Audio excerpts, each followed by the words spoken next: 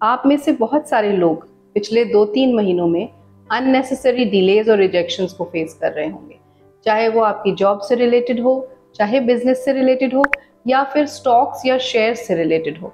जिन भी शेयर्स में आप लगा रहे होंगे उनकी वैल्यू नीचे गिर रही होगी and you must be thinking कि सब जगह मैं वीडियोस में सुन रहा हूँ या सुन रही हूँ कि शनि का गोचर कुंभ राशि में हुआ है 17 जनवरी को और एक ये बहुत अच्छा शुभ गोचर है, विच इज राइट। लेकिन आप ये भी तो देखिए ना, 17 जनवरी को जैसे ही शनि कुंभ राशि में आए, जो कि उनकी मूल त्रिकोण राशि है, अच्छी राशि है, वहीं 30 जनवरी को वो अस्त हो गए। अब अस्त होने का क्या मतलब है? अस्त होने का मतलब है कंबस्शन। मतलब सूर्य जब किसी भी प्लैनेट के बहुत पास आ जाते हैं, क्लोज डिग्री कंजंक्शन में आ जाते हैं, तो वो प्लैनेट अस्त हो जाता है, या उस प्लैनेट को हम कंबस्ट भी कह सकते हैं। फॉर एग्जाम्पल, जो फास्ट मूविंग प्लैनेट्स हैं, मरकरी हो गया या वीनस हो गया, यानी कि शुक्र या बुध, ये तो ज्यादातर कंबस्ट रहते हैं।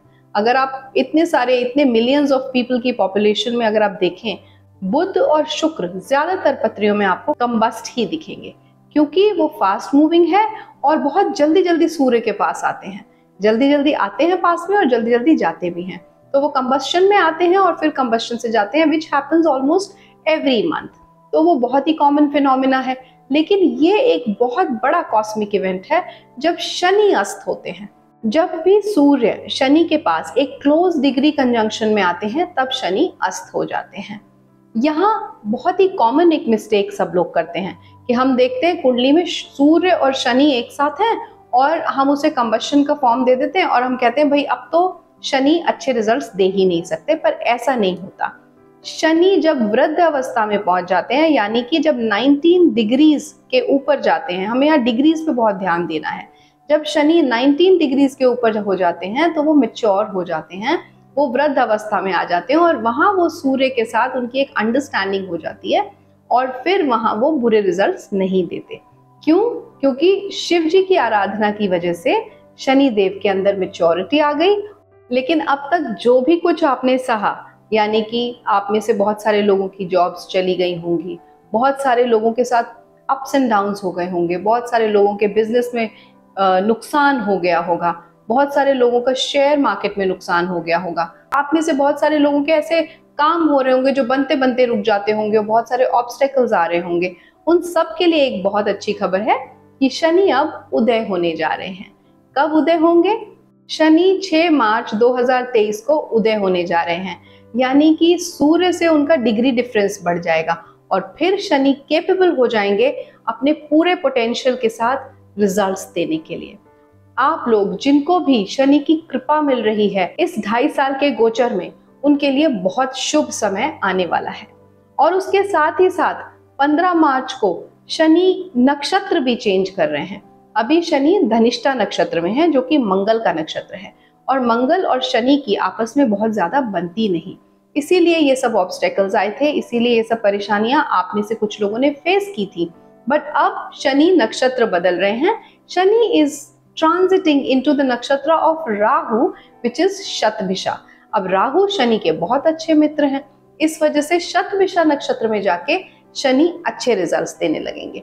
इधर शनि उदय हुए और उधर उन्होंने नक्षत्र बदला, तो आप समझ सकते हैं कि 9 तारीख, अप्रोक्सीमेटली 9 तारीख से लेके 25 मार्च के बीच का पीरियड बहुत ही शुभ होने वाला है और आप लोगों के रुके हुए काम बनने का समय आने वाला है। जो जॉब सीकर्स थे उन्हें जॉब्स मिलेंगी, जिनका बिजनेस में नुकसान हो रहा था उनको बिजनेस में मुनाफा होना शुरू हो जाएगा, जिनके शेयर्स डाउन जा रहे थे उनके शेयर्स में अब उन्हें फायदा होने लगेगा। सो कहने का ये मतलब है कि शनि अब बहुत सारी राशियों के लिए बहुत शुभता लेके आ रहे हैं और आप में से बहुत सारी राशियां बहुत ही फॉर्चुनेट होने वाली हैं। अब जिनकी 7.5 चल रही है या शनि की ढैया चल रही है, या यूं कहूं कि शनि की महादशा चल रही है और शनि आपकी पत्रिका में इल प्लेस्ड है, तो हाँ, उन्हें उतना फायदा नहीं होगा, लेकिन फिर भी शनि अब प्रसन्न होंगे और अब आपके लिए आगे आने वाले समय में डेफिनेटली कुछ ना कुछ बेटरमेंट लाएंगे। कहा जाता है जब भी शनि शतभिषा नक्षत्र से गोचर करते हैं तो माँ लक्ष्मी स्वयं पृथ्वी लोक पर आती हैं और वहां आकर वो अपनी ब्लेसिंग्स बरसाती हैं। इसीलिए ये समय बहुत ही शुभता लेके आने वाला है as far as your profession is concerned. जिनको भी मनी प्रॉब्लम्स हैं, मतलब पैसे की दिक्कतें आ रही हैं, वो सब अब सॉल्व होने जा रही हैं। राहु और शनि हमेशा ही बुरे रिजल्ट्स नहीं देते हैं। राहु और शनि के अंदर वो क्षमता है कि अगर आप उनके हिसाब से अपनी एनर्जीज को या अपने कर्मों को ढाल लें, जैसे कि आप अपने जीवन में डिसिप्लिन ले आए। If you are disciplined enough, if you are hard working enough, और अगर आपके कर्म अच्छे हैं, आप किसी के साथ बुरा नहीं कर रहे, आप सबकी मदद करने के लिए आगे बढ़ रहे हैं, आपके अंदर मैच्योरिटी है, तो राहु और शनि आपको वो दे सकते हैं जिसकी आपने कभी कामना भी नहीं की होगी। आपने सुना ही होगा ना, जब शनि कष्ट पहुंचाते हैं तो बहुत पहुंचाते हैं, और जब शनि आपको उन कष्टों से उबारते हैं तो वो भी बहुत ज्यादा छप्पड़ फाड़ के आपको देते हैं। शनि देव आपसे क्या चाहते हैं? शनि देव आपसे थोड़ी सी सीरियस अप्रोच चाहते हैं, थोड़ा सा ये चाहते हैं कि आप सेवा भाव में लगे। सबसे बड़ी रेमेडी जो मैं देखती हूँ, जो मैंने अपनी प्रैक्टिस में देखी है शनि देव को मनाने के लिए, वो है कि आप किसी वृद्ध आश्रम में जाके वहां सेवा दें। अगर आप सेवा नहीं दे सकते तो पैसा दें। अगर आपके पास पैसा नहीं है तो कुछ जाएं, दो तीन घंटे आप वृद्ध आश्रम में बिताएं, उनके साथ बातें करें, उनके कुछ काम करें, उससे भी आपके शनि बहुत प्रसन्न होते हैं। हम शनि देव को इतनी इंपॉर्टेंस क्यों देते हैं और किसी प्लैनेट को क्यों नहीं देते? क्योंकि शनि देव एक राशि में सबसे ज्यादा समय तक टिकते हैं। 2.5 साल अगर कोई प्लैनेट आपके हॉरोस्कोप में किसी एक हाउस में बैठेंगे तो उस हाउस के जो एट्रीब्यूट्स हैं, मतलब कि वो भाव, वो घर जो आपको कुंडली का देता है, उन सब कारकत्वों में, उन सब चीजों में शनि का इम्पैक्ट पड़ेगा। अब ये कुछ बातें आप नोट कर लीजिए, वो आपको काम आएंगी अगले पूरे 1 साल तक। ये जो शनि का गोचर है, इसमें जब ये शतभिषा नक्षत्र में अभी शनि 15 मार्च को जाएंगे तो ये 6 राशियां होंगी जिन्हें सबसे ज्यादा फायदा होगा। नंबर 1 मेष यानी कि एरीज, नंबर 2 वृषभ यानी कि टॉरस, नंबर 3 मिथुन यानी कि जेमिनाई, नंबर 4 कर्क यानी कि कैंसर, नंबर 5 लियो यानी कि सिंह, एंड नंबर 6 वृश्चिक यानी कि स्कॉर्पियो। 6 राशियां और 6 लगन सबसे ज्यादा फायदे में रहेंगे। अब यहाँ कुछ डेट्स बताने जा रही हूँ। शतभिषा नक्षत्र में 15 मार्च को शनिदेव चले गए, लेकिन उसके बाद ड्यू टू रेट्रोग्रेशन जब शनि वक्री होंगे तो 17 अक्टूबर को फिर से वो धनिष्ठा नक्षत्र में आएंगे, 17 अक्टूबर से लेके 24 नवंबर 2023 तक। तो आप समझिए कि वो वाला जो समय होगा वो फिर से थोड़े सा ट्रबलसम हो सकता है, लेकिन अगर आप ये सब शनि के जो मैंने चीजें बताई हैं, being hard working, being very mature, taking care of elderly people and having a proper routine, a disciplined routine in your life, ये सब चीजें करते रहेंगे तो आपको शनिदेव उस समय पे उतना तंग नहीं करेंगे। और अपने कर्मों को अच्छा रखिए।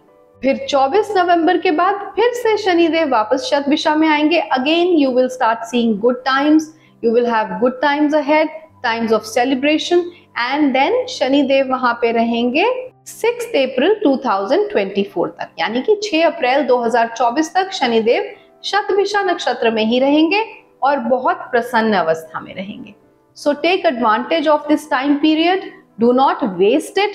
जैसा शनि चाहते हैं वैसा बदलाव अपनी पर्सनालिटी में लाइए और इस समय का भरपूर फायदा उठाइए।